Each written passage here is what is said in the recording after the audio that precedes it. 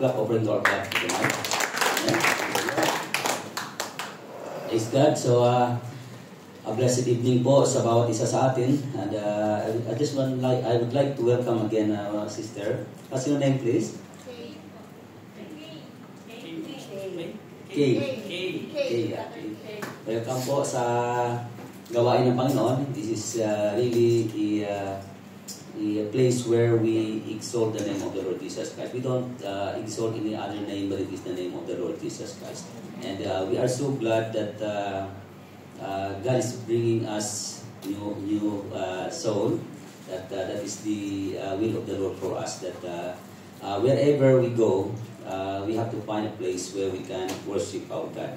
Amen. So tonight I'm really grateful to God that He brought our feet in this place together in His presence, and that the reason is that we worship Him.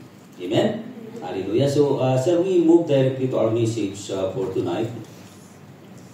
And just want to give the title of this message about Forget Not All His Benefits. The title of the message is Forget Not All His Benefits. Shall we move on to the passage that we are going to read for tonight in the book of Psalms 103. This is a very familiar verse, 103, and the verse from 1 up to 5. Okay, verse 1, it says here, Bless the Lord, O my soul, and all that is within me, bless His holy name. Bless the Lord, O my soul, and forget not all His benefits. Next, please. Okay, and who forgives all your iniquities, who heals all your diseases, who redeems your life from the destructions, and who crowns you with loving kindness and tender mercies, who satisfies your mouth with good things so that your youth is renewed like the eagles. Shall we close our eyes and let's pray? Heavenly Father, we thank you, O God, for reading this word of yours, Lord God. Lord, we pray that it is you who are going to speak to us, O Lord God.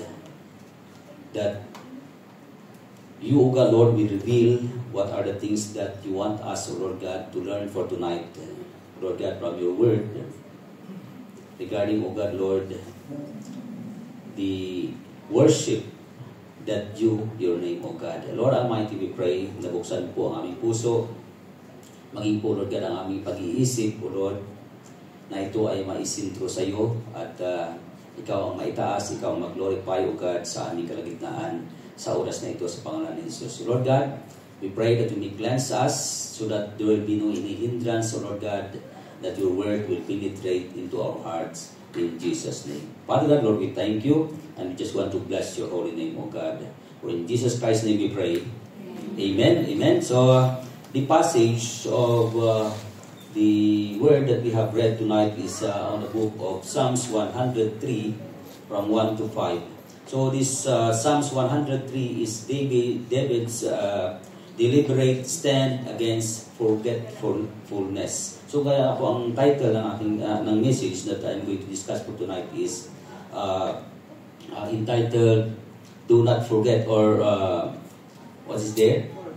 Forget not all His benefits. Okay, so this is the topic that we are going to discuss for tonight. Okay, so David know that the greatest battle to put on the field is not on that field that they fight for. It is inside the heart. Amen? The battle to remember about the goodness of God. Kasi madalas po natin nakakalimutan yung kabutihan na ginawa ng Panginoon po sa atin. The battle to bless Him with all that is within us. Mahirap kasi yung nakakalimot tayo magpuri sa Panginoon. So madalas po yun ang battle po natin, that we forget to bless the Lord with all our heart within us. Okay? So, ito po si David. David preached to himself. He said, "Bless the Lord, O my soul." Kinakausap niya po yung kanyang sarili. Okay? "Bless the Lord, O my soul."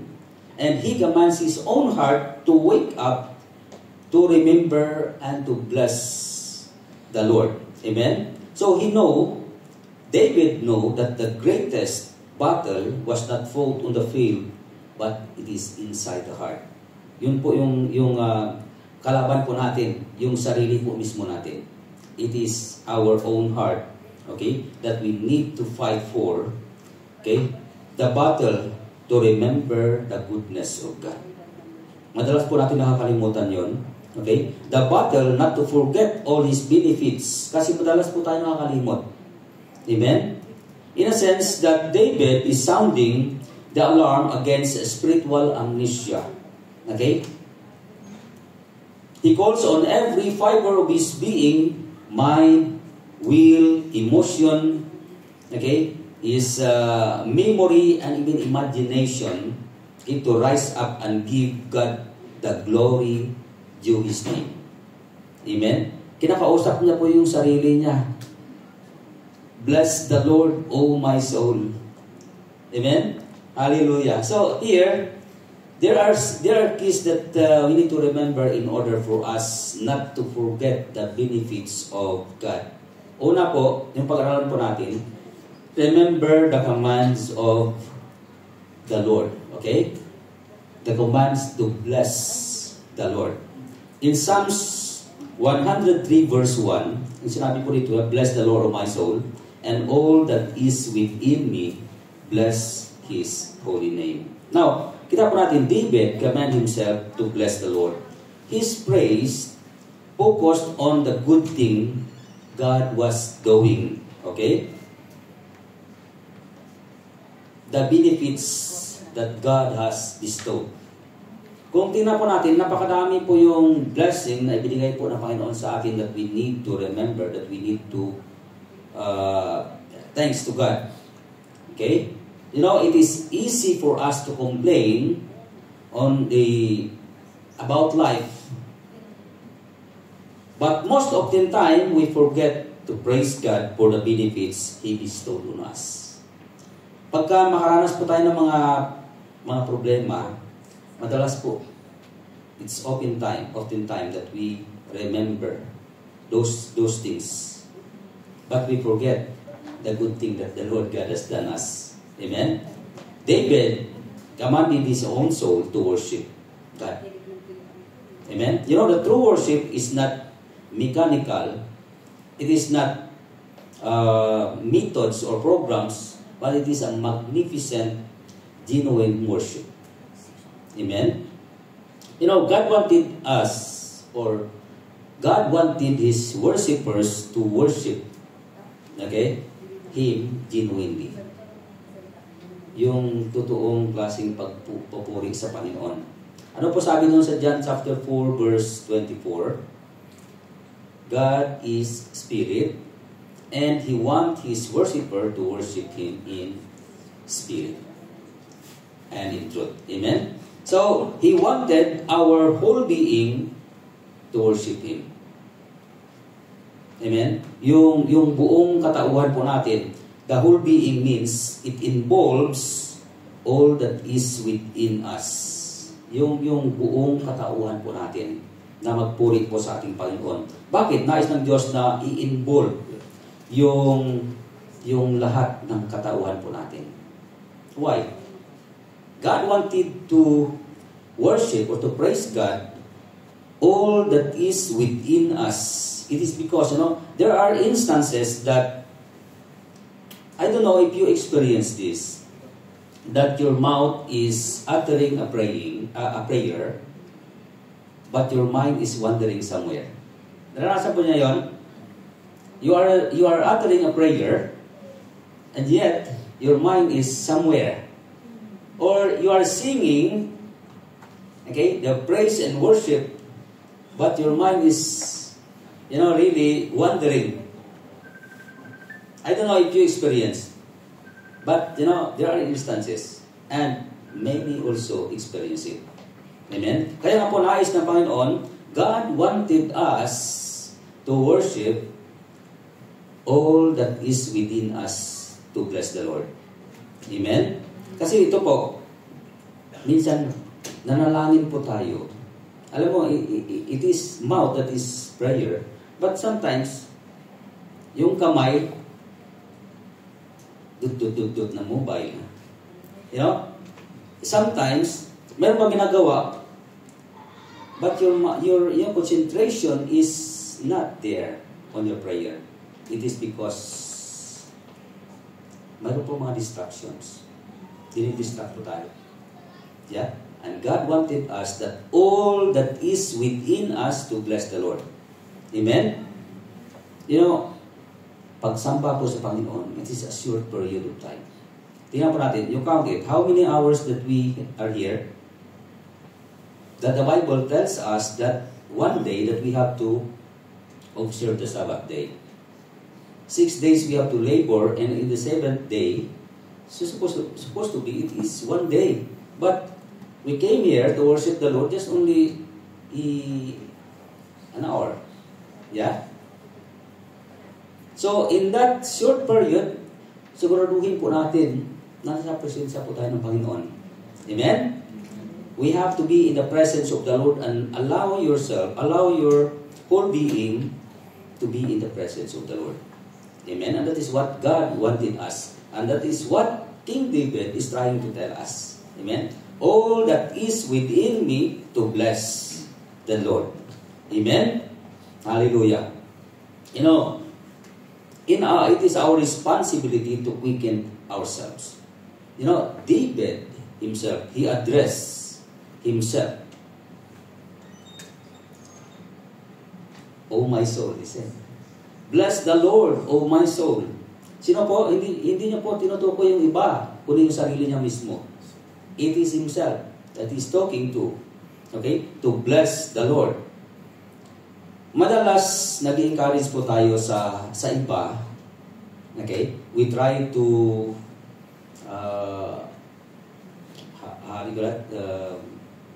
edify other people, but we forget to edify ourselves. We forget to encourage ourselves. Amen? Sabi dito, oh my soul, bless the Lord. Yung buong katauhan mo, magpuri ka sa Panginoon. Amen? Manalangin ka sa Panginoon. And this is the encouragement for us today, that we need to bless the Lord, all that is within us. Personal worship precedes public worship. Amen? Every believer must worship personally and perpetually, not relying upon others' praises. Yung pagpupuri, it begins in our personal life. Hindi yung pupunta ka lang and then you have to worship in front of people, but you cannot really worship God if you don't have your own personal worship to the Lord. Amen? And God wanted us to this kind of worship, this kind of praises to the Lord na magmumula po muna sa ating sarili. Amen? Yung inward focus, all that is within me, sabi po doon, all that is within me to bless the Lord. Okay? Blessing God begins inside heart, minds, emotion, and will. Amen? We can never truly bless the Lord outwardly until we have blessed Him inwardly. Amen?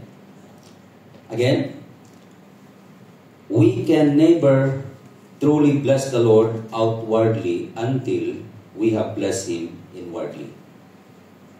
King David demanded complete loyalty and not half-hearted allegiance. So does the King of Kings demand a wholehearted worship. Gusto po ng Panginoon yung buong katauhan po natin na magpuri. Amen? Hallelujah. So, Ito po, yung unang punto po natin, the command to bless the Lord. Yung pangalawa, the second one is the cause to bless the Lord. Yung mga kadahilanan o yung dahilan kung bakit natin purihin ang Panginoon. Yes, why we worship the Lord. The cause to bless the Lord. In Psalms 103 verse 2, it says there, "Bless the Lord, O my soul, and forget not all His benefits." Amen? So here, recalling the divine deliverance, and when we try to recall on how the Lord deliver us from life's danger, naranasan po natin kung paano po tayo iniingatan ng Panginoon. How the Lord God delivers us. Okay? Doon sa mga life dangers natin naranasan, on how God rescues us. This testifies of His preserving hands na iniingatan ka po ng Panginoon. Amen? Yun lang yung pagbiyabiyahin mo ng malayo. You came from Northern Emirates. Northern ba yun doon? And did you travel here? Dito ba yung Northern or doon? Dito yung Northern. Andun sa Dubai, ano yun? It is Southern. Okay? So, when you travel from Abu Dhabi up to Fujairah and you arrive safely, then it is the hands of the Lord who cares for you. Iningatan ka po ng Panginoon. We have to remember about the protection of the Lord. Amen? The deliverance of the Lord. Kung paano po tayo iningatan ng Panginoon. He delivers us from life trials, from our adversary. You know, enemy is like a roaring lion, he says there, seeking someone whom to devour. Kaya nga po, kailangan po natin yung the hedges of protection ng Panginoon, that wherever we go, nandiyan yung pag-iingat po ng Panginoon. God will protect us. Amen? So, here, sa bawat pagsubok, sa bawat hamon ng buhay, okay, nandiyan po siya na natulungan po tayo. Amen? Many struggles that we are passing through, but hindi ka po pinabayaan ng Panginoon. God is there for you. God is there to protect you. And He protected you. Amen? Kaya nga po nandito ka ngayon eh. Kung hindi ka iningatan po ng Panginoon, I don't think so. You are here. But God has protected you. Kaya nga po sabi doon sa Lamentation chapter 3, verse 22, because of His compassion and because of His tender mercies, we are not consumed. Yes? Dahil iningatan ka po ng Panginoon. So we have to remember and we have to be thankful for that, the mercy, the tender mercies of the Lord, the loving kindness of our God. Amen? So, yung gracious gift, we have to recognize the gift of the Lord. Okay? Sa bawat pintig ng ating puso, di ba gift yan? Tingnan mo pa kung tumutibok pa yung puso mo. Ano pa ba? Tumutibok pa? Yes? Sa bawat pintig ng iyong puso, it is a blessing from the Lord. Yes? Baka hindi na po yung pintig yung puso mo dyan. Ha? So, sa bawat pintig, o sa pintig ba tawag doon? O pintig ng puso, ay biyaya po ng Panginoon yun. Sa bawat hininga po natin, sa bawat hinga po natin. You know, yung nandun sa hospital na bedridden niya at mayroon nang nakasalang na oxygen, sa bawat hinga niya, in every breath of those person who are having that oxygen, nakakunik yung oxygen sa kanya, may bayad po yun. Yeah? But the breath that we have right now is free. Na kahit na hinga ka ng hinga, walang bayad. It's free. It is a gift from the Lord. Pero pagka naka-oxygen ka doon, at saka siguro ilang taon ka na ngayon, bilangin mo mula nung isinilang ka sa mundong ito. At kung ang hinihinga mo, laging may bayad, ilan na yun, mabayaran mo kaya? You cannot. Really.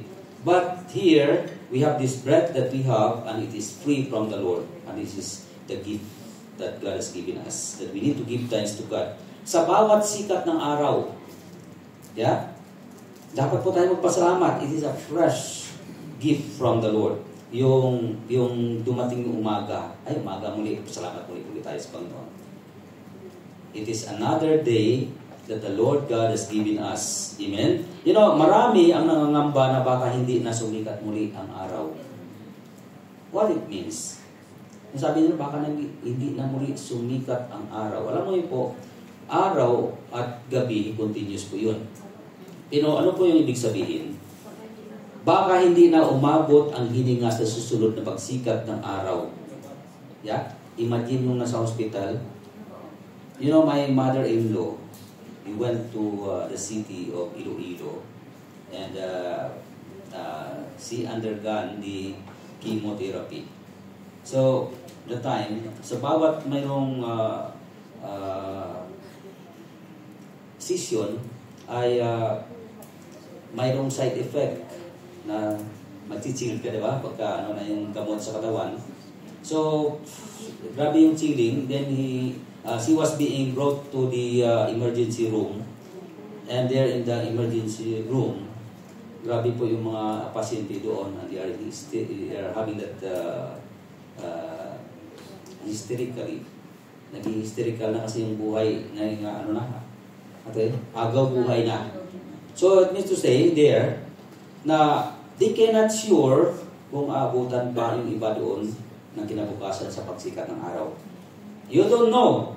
Pagka nasa emergency room, yung agaw buhay ka na, you don't know kung aabot pa yung sunod na araw na sisikatan ka ng araw. And this is what it means. Hindi nila alam, nangangamba kung bakit, kung aabutin pa yung pagsikat ng araw. So, bukas, pagka sumikat muli ang araw at buhay ka at malakas ka, you have to be thankful to God for that. Amen? Dahil sumikat muli ang araw sa buhay mo. Hallelujah. Thanks be to God, sisikat at lubog man ang araw, patuloy na sinusustain ng Panginoon ang ating buhay. Amen? So we have to be thankful to God for that. Amen? So, ito po, another one is remembering God's blessings. Yung mga pagpapala na binigay po ng Panginoon sa atin, madalas tayo nakakalimot sa biyaya at kabutihan ng Diyos. We forget. You see there? Kaya nga po sabi ni David, forget not all His benefits. Di ba sabi niya? And forget not all His benefits. Bakit? Madalas po tayo nakakalimot. Pero madali po tayo nakaalala sa mga struggles and difficulties. Baliktad. We forget to remember the goodness of God, but we oftentimes remember the struggles that we have passed through. Amen? Sa buhay po natin.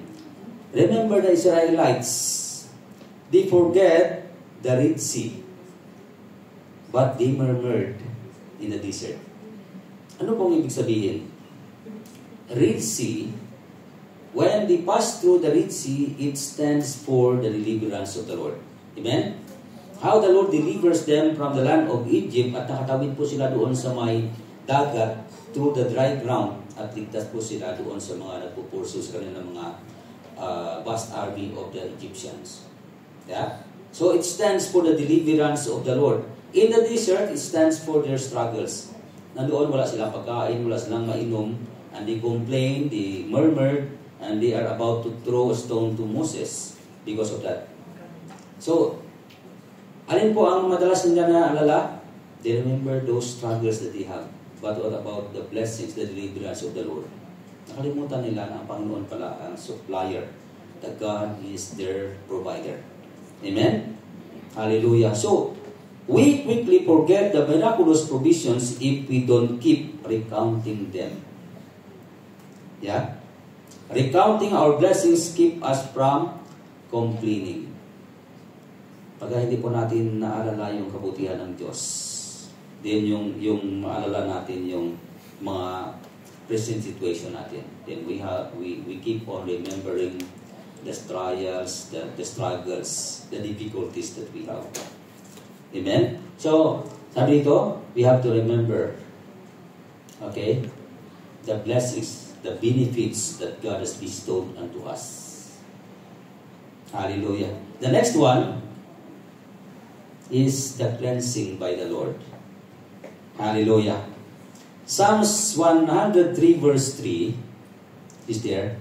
Who forgives all your iniquities and who heals all your diseases. Okay? So here, makita pa natin yung pardon of sins, yung kapatawaran po ng ating kasalanan. Forgiveness means to lift away the burdens. Okay? Forgiveness removes what we could not remove and restores what we could not restore. Amen? So it is through the power of the shed blood of the Lord Jesus Christ that cleanse our sins. Hindi po tayo, wala tayong kakayanan, magiging malinis po tayo. We cannot cleanse ourselves, we cannot justify ourselves, but it is what Christ has done for us. The shed blood of the Lord Jesus Christ. You know, God's forgiveness is comprehensive. The past, the present, and the future sins, pinatawad po ng Panginoon. Amen? Once and for all. Noong una, yung mga Israelites, they keep on doing it. They are killing an animal and they sprinkle the blood to the altar, okay, for the atonement of sin. And they keep it doing year after year. But Jesus did it already for us, once and for all. Okay? So, we are saved to the uttermost. Ano pong ibig sabihin? Tingnan po natin sa Hebrews chapter 7 verse 25. Therefore, He is also able to save to the uttermost those who come to God through Him, since He always lives to make intercession for them. You know, no one can add to what Jesus did to save us. He makes a perpetual intercession for us, and His continuous presence with the Father assures us that our sins have been paid and forgiven. Amen? Jesus Christ continuously intercede for us before the Father. Amen? So the Lord did not forgive us, or did not forgive only few sins, kundi lahat po. He did not forgive only yung okay, bawasan ko muna. Si kapatid, ang dami na kasalanan, bawasan muna natin. Meron bang ganon? Ang iba po, sabi nila, samba muna tayo para mabawasan yung kasalanan natin. Yeah? Para kumunti lang muna. No, but God, you know, when the Lord Jesus Christ has forgiven us, He forgive totally. It is not few. Hindi yung yung madali lang, you know, just forgive the easy one. Meron pa ganon? Yung madali lang ipapatawarin. Tayo po may mga kasalanan na ang hirap patawarin, ano? Lalo pa pagka niloko ka, ang hirap magpatawad. Diba? Pero by the grace of God, He is able. And He can teach us, okay, to follow His model to forgive. Amen? So, pagka ang Diyos magpatawad, He wanted, okay, and He forgive all. Not few, and not the easy one, but all. Amen? Hallelujah. Forgiveness is not a reward, actually, but it is a gift bestowed by the Lord by His grace. Amen? It is the gift of God. It is not a reward. Gumawa ka ng kasalanan, and then pinatawad ka, is it a reward? It is a gift. Amen? It's not a reward. Gumawa ka ng kasalanan, bibigyan ka pa ng reward. Yeah. When someone all of us has committed sin, the Bible says that all of us fall short to the glory of God. But because of the love of God, because of the grace of God, He came to forgive us and to redeem us. Amen? Now here,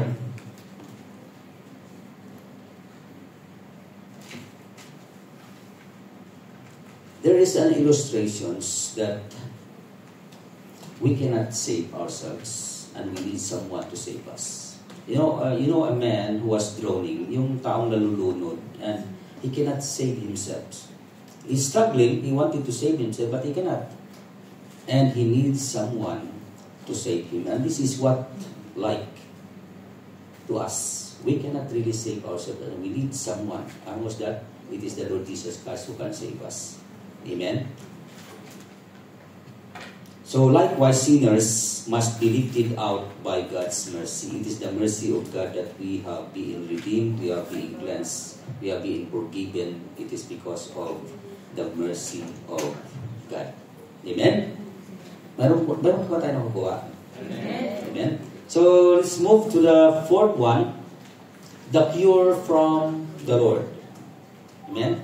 The cure from the Lord. In verse 3, the same, in Psalms 103 verse 3, who forgives all my iniquities and who heals all your diseases. Focus po tayo doon sa second one, who heals all your diseases. You know, healing, we are talking about the heart first, yung puso po. Okay? Kasi ito po ang kailangan po natin. Healing of the heart. Amen? Sino po dito yung masakit sa puso?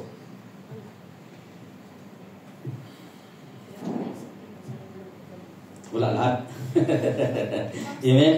Yun na, alam po yung masakit sa puso. Yung klaseng sakit na hindi kaya gamutin ng doktor. Na kahit pupunta ka po doon sa doktor, and the doctor is going to prescribe you with many kinds of medicine, but that kind of sickness cannot be healed by the doctor. Amen? You know, our greatest disease is not cancer, is not heart disease, but it is sin. Amen? It is sin, and Christ alone can cure it. Walang ibang makakapagpagaling kundi ang ating Panginoong Jesus. Amen? Sabi noon sa Jeremiah chapter 17 verse 9, wala po sa ating slide, heart is deceitful above all things and beyond cure. Beyond cure. And who can understand it? Yung puso po ang tinutukoy po natin. So, yung taong masama ang budhi, kahit ilang tambak pa nag-medicine, ipainom, hindi gagaling. Amen? Yung masama ang puso. Amen? Yung taong kurap. Yung sakim, cruel and wicked men, kahit po painumin mo maraming gamot, yung hindi po gagaling. Amen? But there is a kind of healing that only one can heal. It is the Lord God. Amen? Kasalanan na namuo sa puso, hindi kaya gamutin ng doktor. But only God can cure it. Amen? Only God. Psalms 147 verse 3. Ano yung sabi doon? He heals the brokenhearted and binds up their wounds. The healing of the body, madalas po, yun ang prayer po natin, lalo pa pagka nagkaroon ng sakit. When we have that sickness, physical sickness, then we keep on praying to God for the healing. Really, God heals through His providential, miraculous intervention. Amen? Through power of prayer, then healing comes. Yes? Kaya ng Panginoon ng pagalingin, both physical and spiritual. Yes. Doctor only heals physical. Yung masakit ka, if you have that sickness, yes, God used the doctor na-discover yung medicine and it is being useful.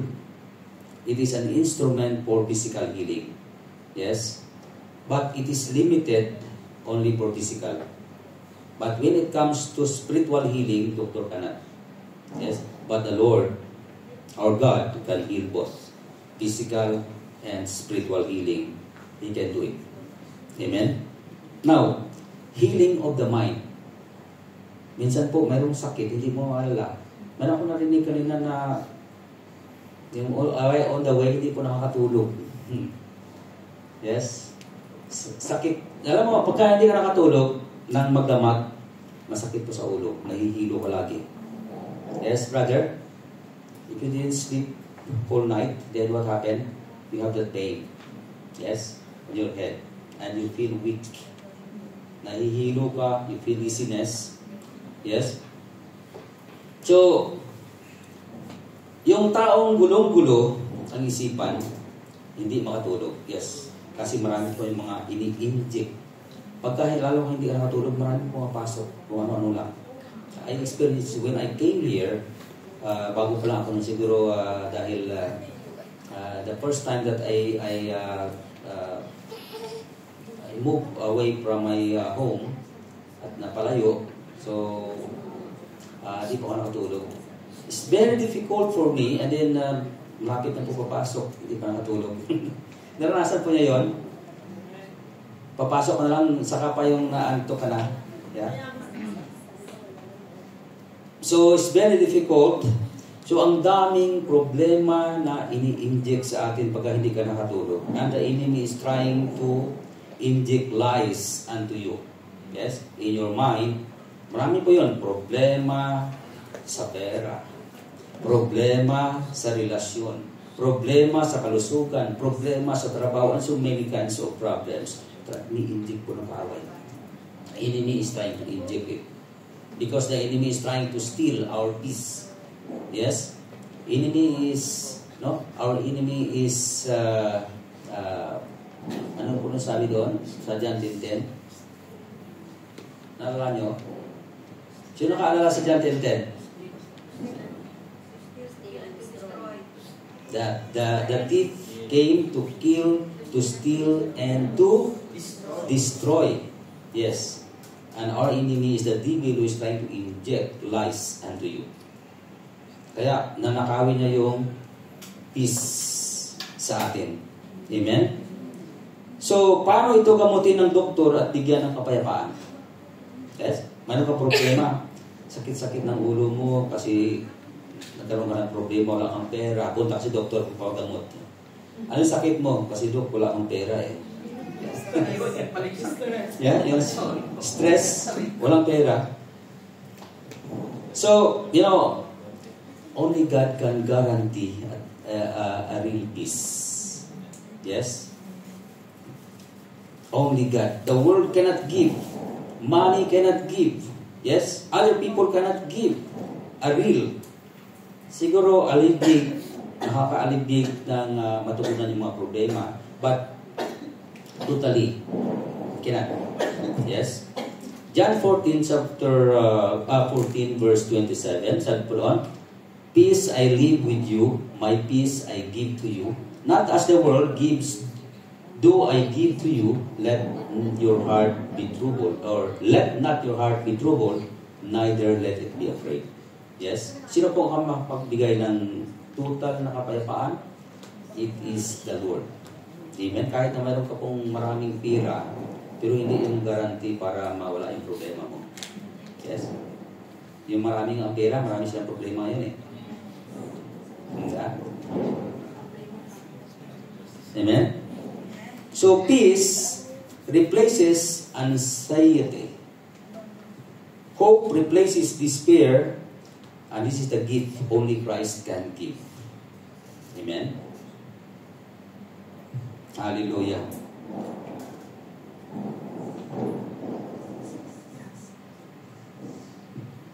Meron tayong background. Amen. Hallelujah. Another one, healing of the soul.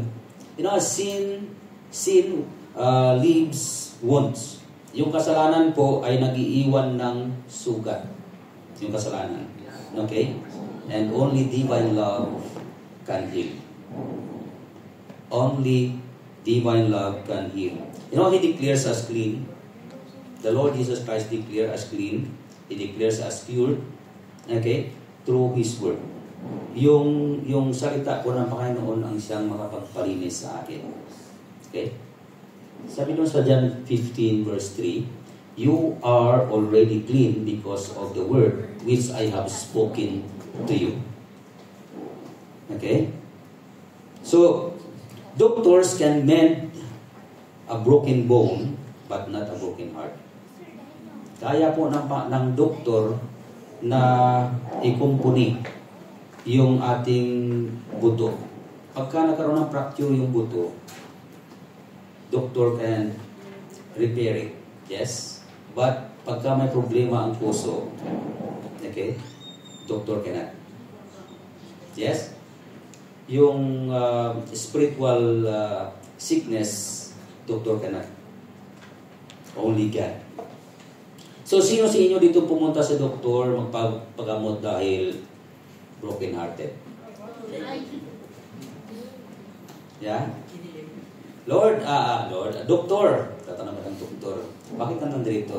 Doktor, magpagamot kasi ako broken-hearted. Broken-hearted, ha? Yung iniwanan ng siyota. Kaya, sakit-sakit ng puso. Yes. Tama ba yun? Iniwanan ng siyota talaga. Yung mataas ang pintig ng puso dahil hindi sinagot. So, pumunta kayo sa doktor at magpapagamot. Kaya ba ng doktor na gagamutin? No. Cannot. Really?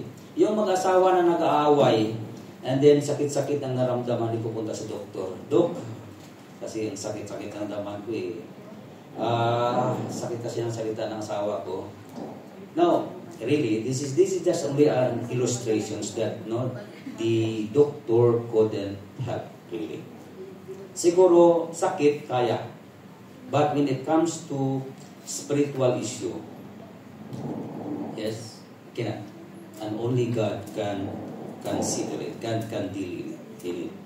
Amen? Hallelujah. So, yun po. Kailangan ito yung spiritual healing at hindi doktor po ang So, specifically, doctor can heal physical sickness, but God can heal spiritual sickness. Amen.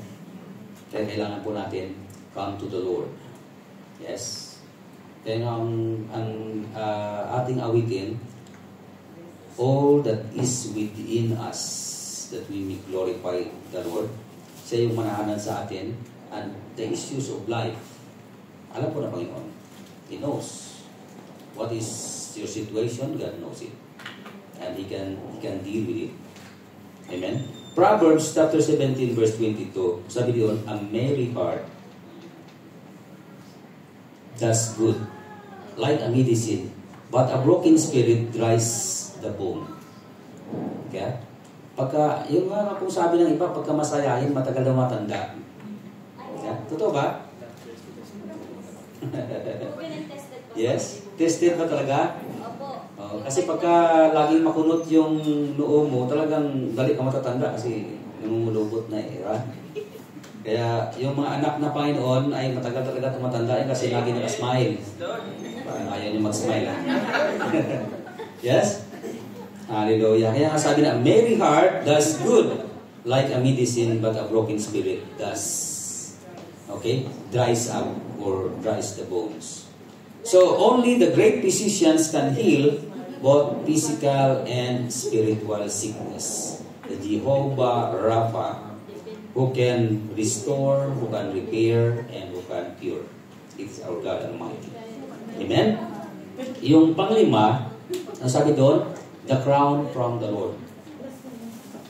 Psalms 103 verse 4. Ano pa po tayo time? Okay. Who redeems your life from destruction, and who crowns you with loving kindness and tender mercies. So, here, sabi niya, who redeems your life from destructions. So, this means, redeem means to ransom by paying a price. Redeems. Okay? He paid. Christ, Jesus paid a costly price. Isipin mo yung buhay niya mismo. Yung ibinigay alang-alang po sa atin. Okay? He paid a costly price in order to set us free from slavery and put us the roof of sonship. Na dating slave. In fact, we are slave. before slave to sin, but now we are the sons of the living God. Amen? Plapakan po natin ang Panginoon na He brought us to the marvelous light of the Lord. So from that slave to sonship, now slave not only received freedom, but a crown of sonship. Yung, naalala niyo yung story about the prodigal son. The prodigal son follow his own will. Okay? He took all his inheritance and squandered it away.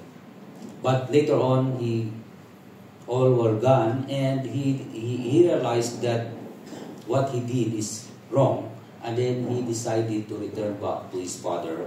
And when he returned back, his father freely accepted him. So, when we read that story, the father put a ring on him, a robe, okay, a shoes, and, binihisan pa siya, and welcome bilang anak niya. Yes? So, previously, he is a slave to his own will. Slave to his own will, but when he came to his realizations and returned back, okay, he receives again that sonship, robe of sonship. Amen? Praise God. So, His love, actually, the love of God surpasses our faults and failures. Kahit ano man ang mga ginawa po natin, ng mga pagkasakala, mga kamalian po natin, but the love of God surpasses yung mga faults, kasi kaya nang patawarin ng God only wanted us to return back to Him, just like a prodigal son. Nagkamali po tayo, nagkasala po tayo, but God wanted us to return back. Amen? Balik po tayo sa Panginoon, and He really accepted us as His own son. Okay? So, through the mercy of God, we are not consumed. Sabi doon sa may Lamentation chapter 3 verse 22, we are not consumed because His compassion fail not. Amen? They are due every morning. The love of God new every morning. The compassion of God new every morning. So dahil sa kanyang habag, dahil sa kanyang mercy, hindi po tayo na-consume. Yes? Then another one, the satisfaction from the Lord. Okay, Psalms 103 verse 5. Sabi doon, who satisfies your mouth with good things so that your youth is renewed like the eagles. Okay? So, malapit na po. Okay. Yes. So, here, God provide not junk but good things, a perfect gift. Yes? James chapter 1 verse 7 says there that every good gift or gift and every perfect gift is from above. God does not satisfy the needs or the greeds of men, but their needs. Again, God did not satisfy the greeds of men, but their needs. Yun yung kailangan po natin. Amen? Philippians chapter 4 verse 19, He supply all our needs. God satisfies all our needs. Ano yung mga needs na yun? Sino dito yung walang bahay na tinitirhan? Yung bang patulog-tulog ka lang kung saan-saan? Mayroon lahat? Amen? Nakatulog pa ng mahimbing? Yung malambot na kama? Yes? Comfort, malamig na AC? Yes? Package pa, no? Sino dito yung walang pagkain, yung hindi nakakain sa buong maghapon o ilang buwan hindi ka nakakain? Mayroon ba?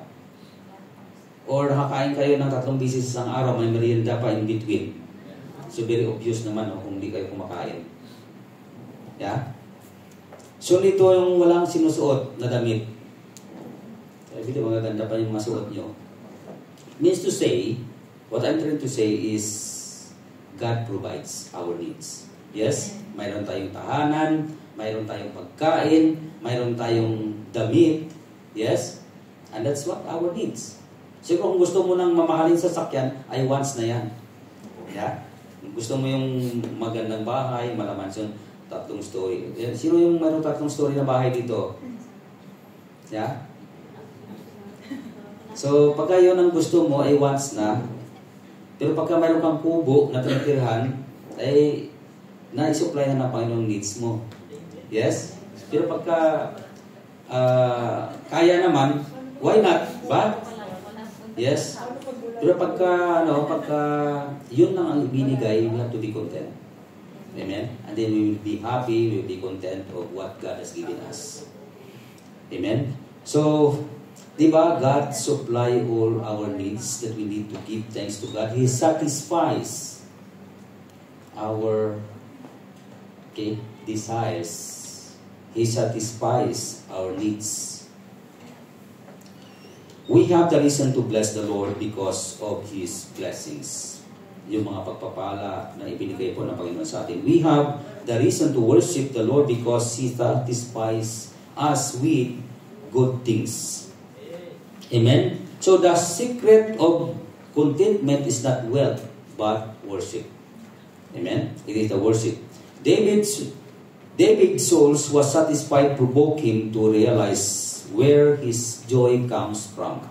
Saan po ba mula yung kanyang kagalakan? Okay? The true satisfaction comes from the Lord.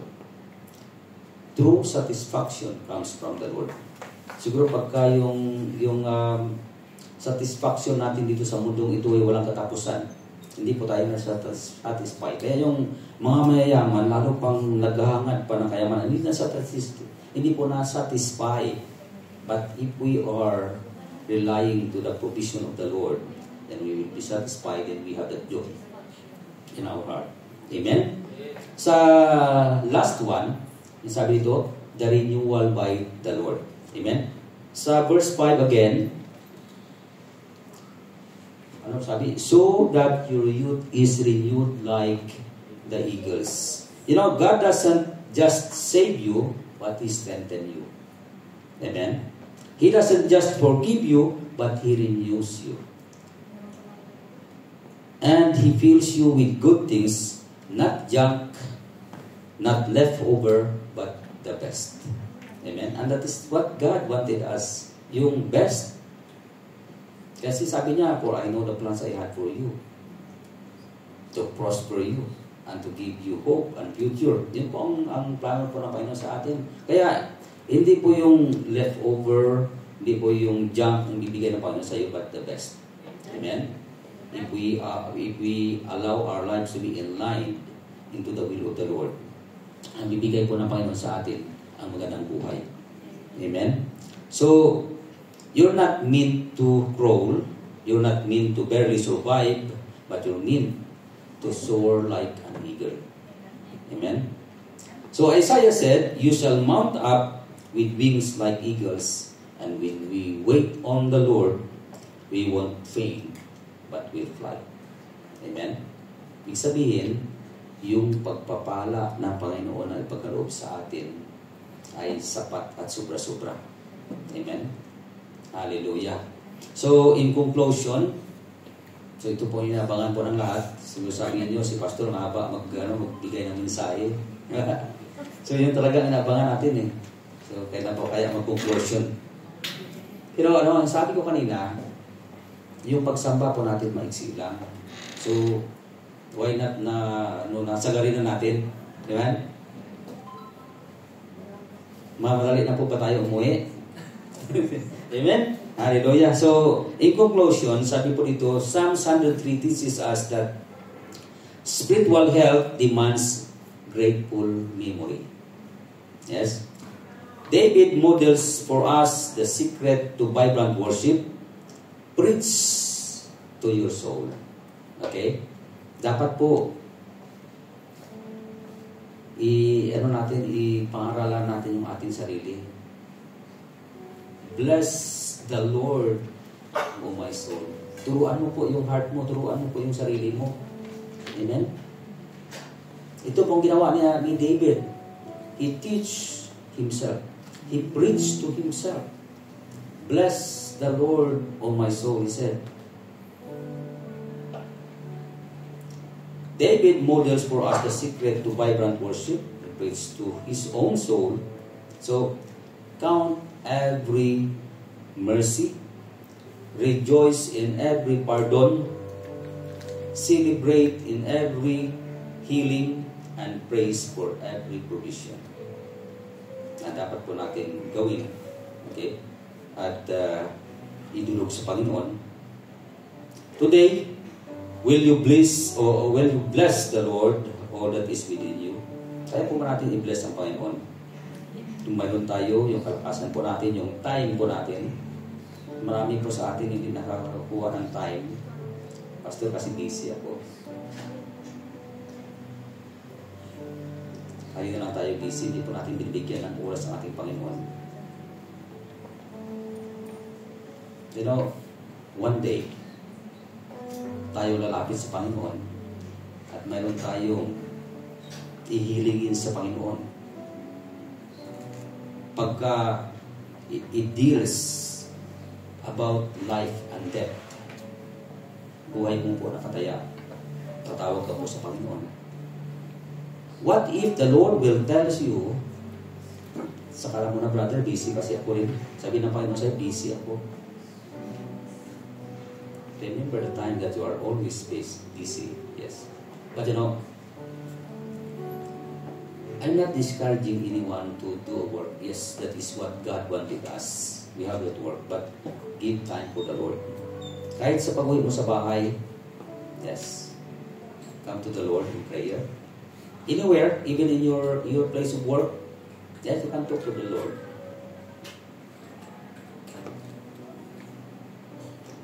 Will you not forget all His benefits, yung mga kabutihan ng ginawa ng Panginoon sa atin?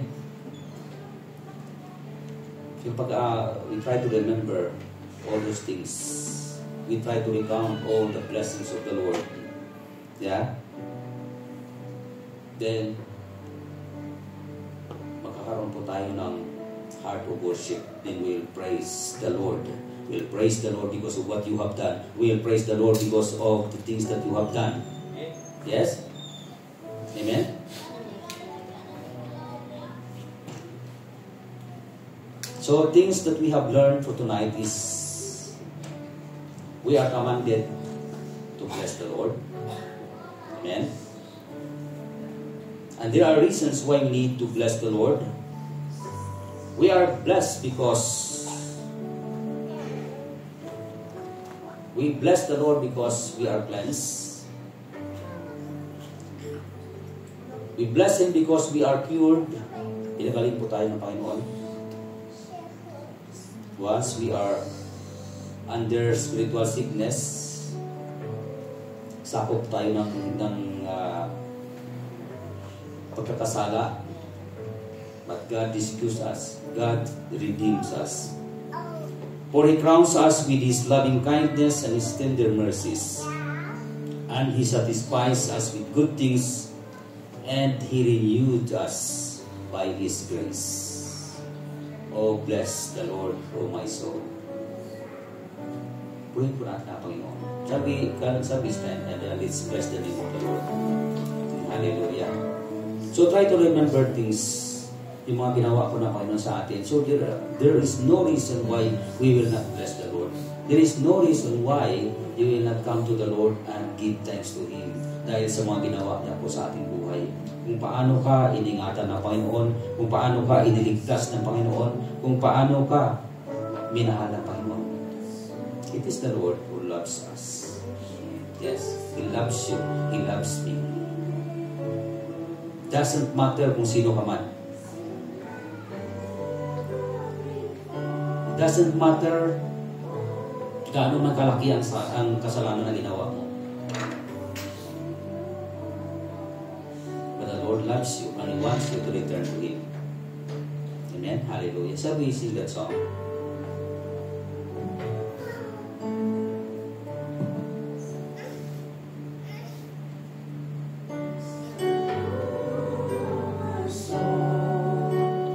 Oh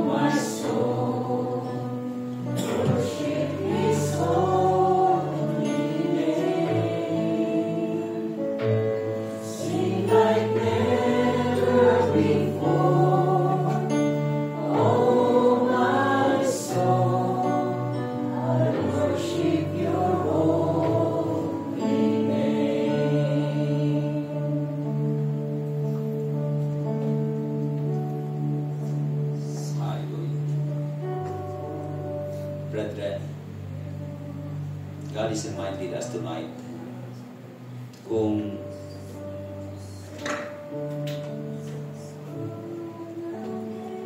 hindi po natin nakuha na lumapit sa Panginoon, if we forget to thanks to God for what He has done to us, at kung hindi po natin siya nabigyan ng oras upang pasalamatan, upang purihin, upang mag-worship sa Kanya, and this is a reminder for us for tonight.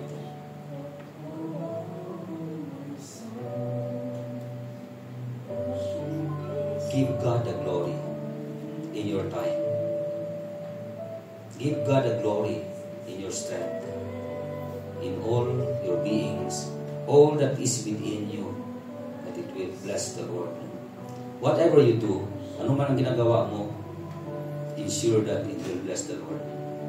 The Bible says that whether we eat or drink, let it be for the glory of the Lord. Tonight, let us come to God in prayer and ask Him to fill us with His presence and put us the desire to worship the Lord. Put us the desire na magbabad sa Kanyang presensya. Kung hindi po tayo nakakapagbasa ng ating Bible, pray for tonight that God put it in our heart. Magkaroon ng program, magkaroon ng alarm doon sa ating kaisipan. We need to